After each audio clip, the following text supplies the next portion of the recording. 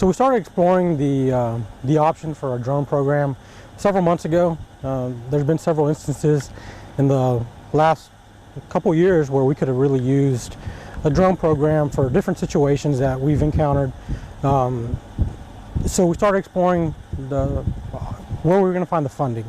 So I started speaking with a supervisor for the drone program with the San Antonio Police Department, and although they're a bigger city, he was able to point me in the right direction on what type of drones to get and whatnot. So we reached out to a local organization that has donated money to us in the past.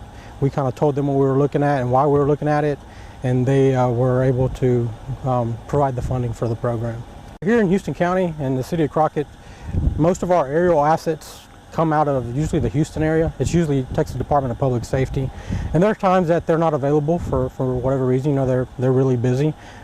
So the capabilities of these drones, especially the larger one that we have, it has thermal capabilities. It has an awesome zoom camera. It's able to fly in certain weather that before they couldn't. When we encounter a situation, maybe a missing person, a search and rescue, or maybe a situation where somebody flees from law enforcement into the woods, we'll have that resource available right here to anybody in the entire county and surrounding counties, and we'll be able to get in the air a lot quicker than waiting on something to come from several counties away. So here in Houston County, in the Davy Crockett National Forest, unfortunately, usually every year there's several people that go missing in the National Forest. Luckily, search and rescue here in the Sheriff's Office does a great job and usually locates them pretty quickly.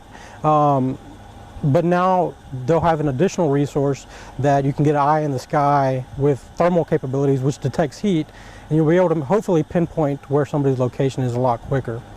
Here in the city of Crockett, I'm the only licensed pilot as of right now. What we do hope to do is we're partnering with the TDEM, Texas Department of Emergency Management, and we're going to try to bring the training here in the next couple of months to where hopefully we can certify not only more of our officers, but any officer or firefighter or anybody with search and rescue in the surrounding area that wants to attend the training, and hopefully they can get their drone program up and running as well. We have a smaller drone. It's a DJI. It's a DJI Avata. It's mainly, or the main purpose that we got it for is to fly it indoors. So maybe a situation where we have a search warrant that we need to make entry into a house.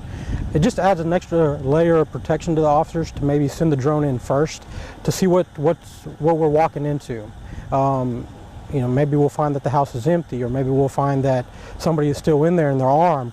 And with that extra layer of protection before the officers go in, that's what the smaller one is for. So far, everybody's been very excited. The community is very excited. There are, those with concerns about privacy issues, but what people need to understand is that we're governed by the FAA on when and how we can fly, and we're also governed by state law on how and when we can use it in law enforcement. So it's not about surveillance, it's not about flying over somebody's house and spying on somebody.